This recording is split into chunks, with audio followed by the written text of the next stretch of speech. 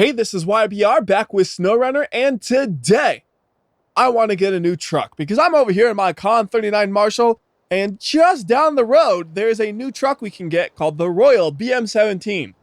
I have no idea what that is, but I want it and it's going to be mine. So we're going to go ahead and set a little course that'll get us to there, and then along the way there's also this upgrade. We can go ahead and pop into that upgrade, and then we'll get the Royal BM17. Right now I'm driving my beautiful Con 39 Marshall, aka Lil Poker, who has been absolutely amazing for just exploring the terrain, even though apparently I don't have the good engine in it after all. To make it simple, the interface for upgrading the truck doesn't exactly make sense when you first look at it, because you click upgrade engine and then you have a list of 5 engines. The top one is highlighted and it has a little icon by it, so you just assume, okay, that must be the one that's installed, right? Well, no, it wasn't. That was one you could buy. The one that's installed is the one that's right in the middle of the list, dead center. Why would that one be the one that's installed by default and not like the one at the top or the bottom or something? I have absolutely no clue. So that's why we have the wrong engine in this thing, but it really hasn't mattered. Like, I've never really felt like, oh, we need more power to get through this area. There have been a few times where I thought, oh, snow tires would be helpful, but never extra power, really. I was trying to be a little cheeky there and go around the water. Sort of worked. It worked until we fell into the water anyways and almost rolled over, as we almost roll over again. I should probably stop doing this little I don't want to get wet, because I think driving on the dry is faster. But look how fast we're moving. It's not that much faster than the wet.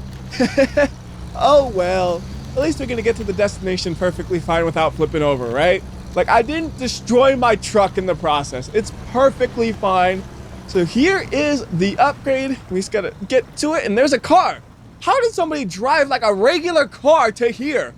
That dude is a god. You can find upgrades in the world.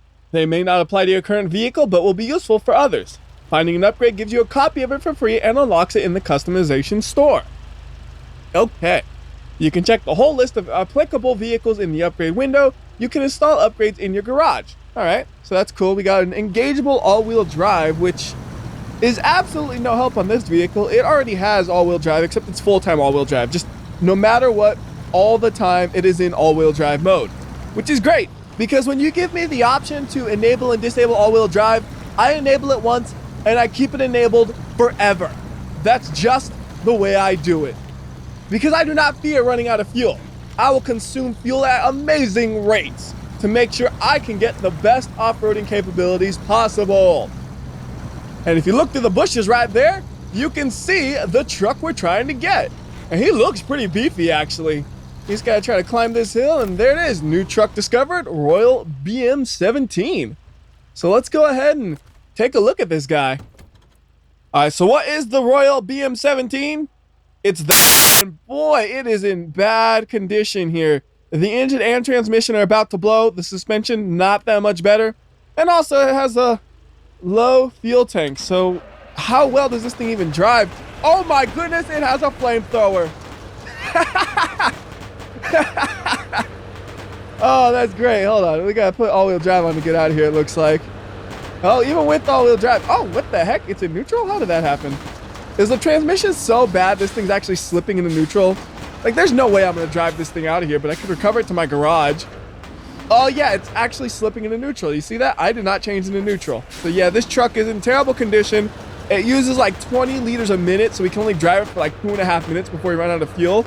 And that's ignoring the fact that it keeps slipping into neutral all the time. Oh goodness, this thing does not have a snorkel. This is not the way to go, and it's back into neutral for itself. Oh, come on, go to reverse. There you go. Didn't even want to hold reverse. Oh no, we damaging the engine. Flamethrower gonna die. That's okay. We were gonna recover it anyway, so it really doesn't matter if it dies here, because we can't go that far. The way this thing is consuming fuel and stuff, we could go like a couple 100 feet anyways before something terrible happens. So this thing's broken. It really doesn't matter. Let's go ahead and recover. And I want to see, does it only do the flamethrower when it's damaged? That's what I must know. And for some reason, I can't leave garage. Huh, strange. Let me try to figure out what's going on, and I'll be back. Well, I have no idea what that was about. I restarted the game and I could leave whenever I want, so it was just some sort of strange glitch, I guess.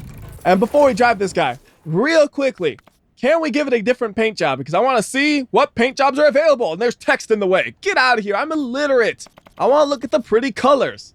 And I like the multicolor ones the best, so let's see what we got available to us.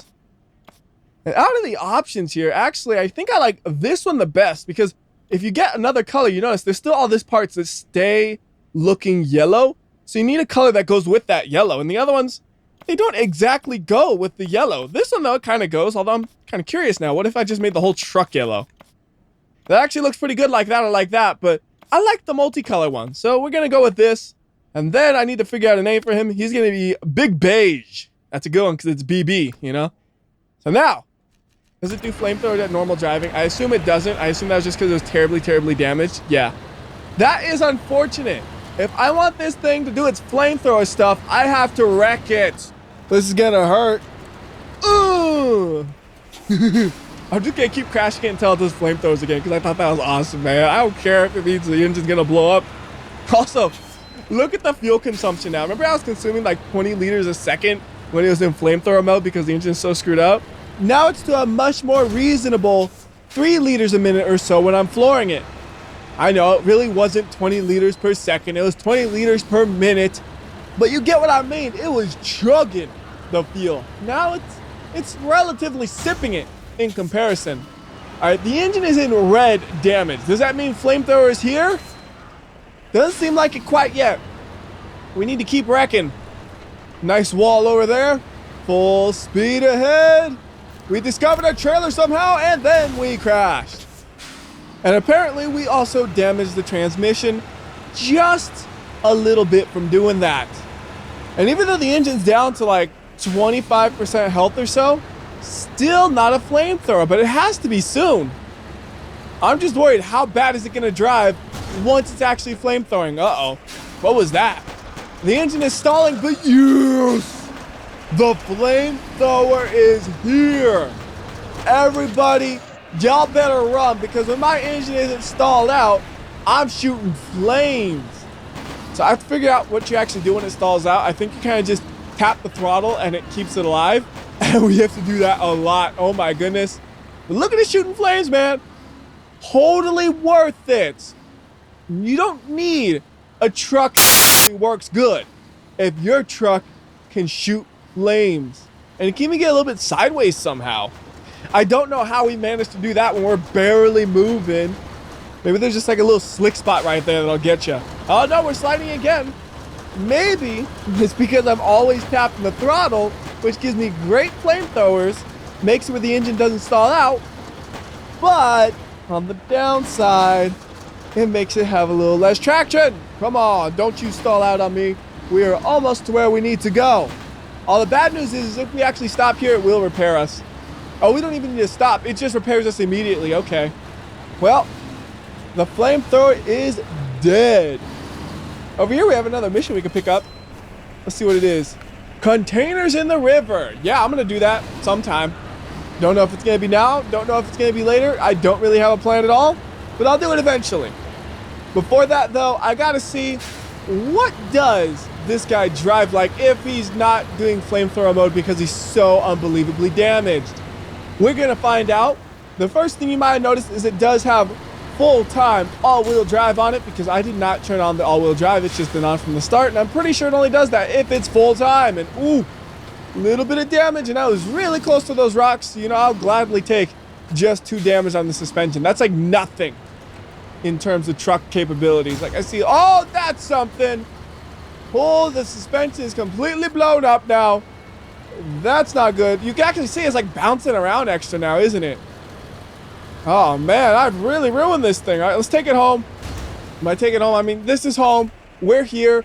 Let's hit recover. Close enough.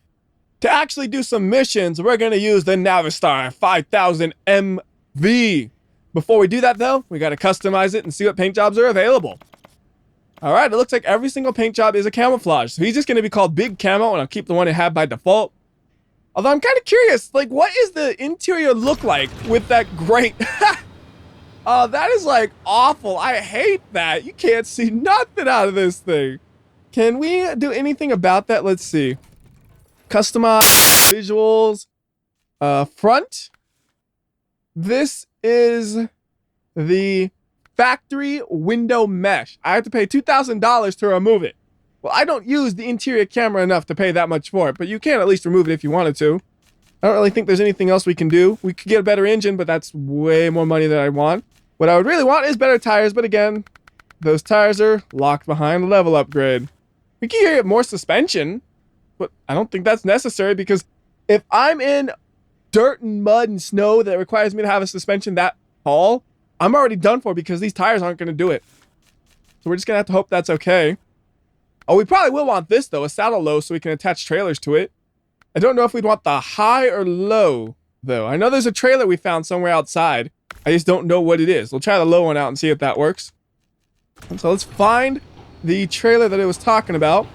So this thing has all-time all-wheel drive, so it should be pretty capable, even if it doesn't have good tires for the situation. And that trailer is actually just a normal trailer hitch. I think this thing can attach with a normal trailer hitch too. Let's go ahead and see if that works or not.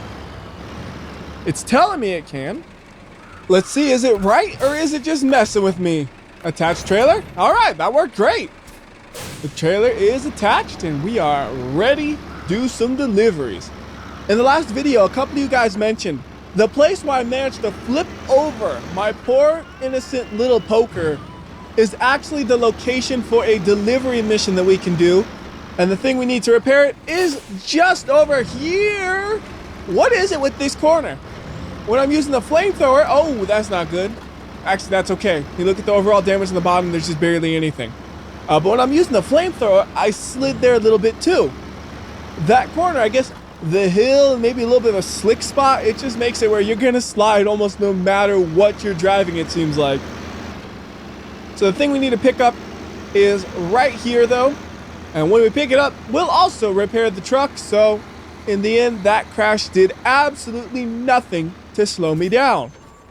So we attach the service spare parts. I don't know if we need one or two, but we have 2 spots on the trailer, so we get 2 things. Makes sense to me.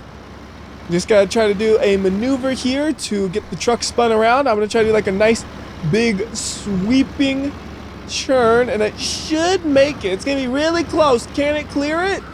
All right, not bad. Oh, this is gonna be a lot tighter. Nope, not making it.